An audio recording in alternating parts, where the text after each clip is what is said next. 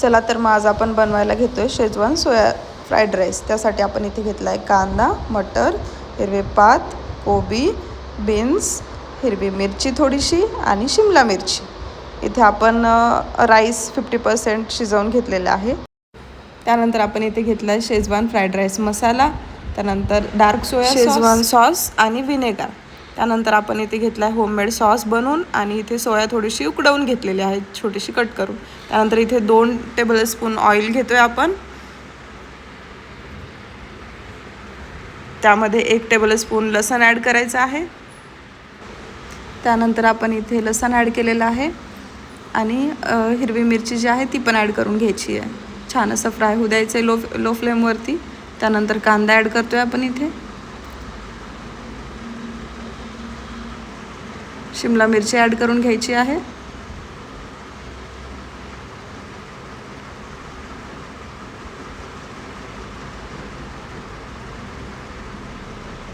छान असं मिक्स करून घ्यायचं, त्याला थोडंसं फ्राय होऊ द्यायचं आहे। फ्राय जास्त नाही होऊ द्यायचं आहे, थोडंसंच फ्राय करायचं आहे, एकदम गॅसची लो फ्लेम ठेवायची। त्यानंतर आपण इथे ॲड करतोय बीन्स ॲड करून घेतोय, त्यानंतर इथे कोबी ॲड करून घेतोय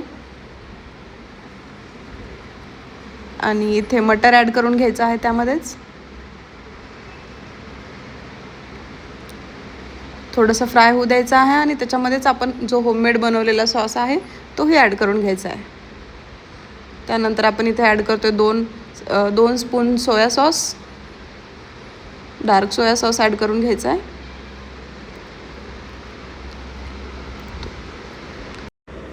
त्यानंतर 1 स्पून व्हिनेगर ॲड करून घ्यायचा आहे।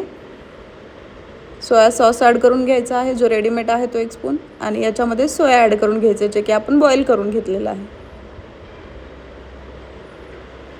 छान मिक्स करायचं आहे, त्याला फ्राय होऊ द्यायचं आहे।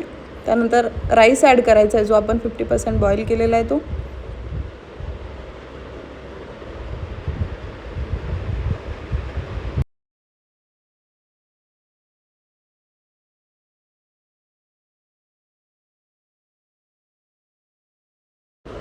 छान असं पूर्ण मिक्स करून घ्यायचं आहे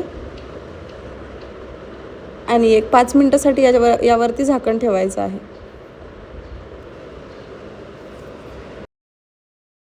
त्यानंतर झाकण काढून शेजवान जो मसाला आहे रेडीमेड तो ॲड करून घ्यायचा आहे। छान पूर्ण मिक्स करायचं आहे छान। त्यावरती थोडीशी जी हिरवी पात आहे ती ॲड करायची आहे। परत 5 मिनिटं फ्राय होऊ द्यायचं आहे त्याला। सॉल्ट ॲड करायचं आहे आणि रेडी आहे आपला इथे शेजवान राईस। हा आपण गरम गरम खायला घेऊयात।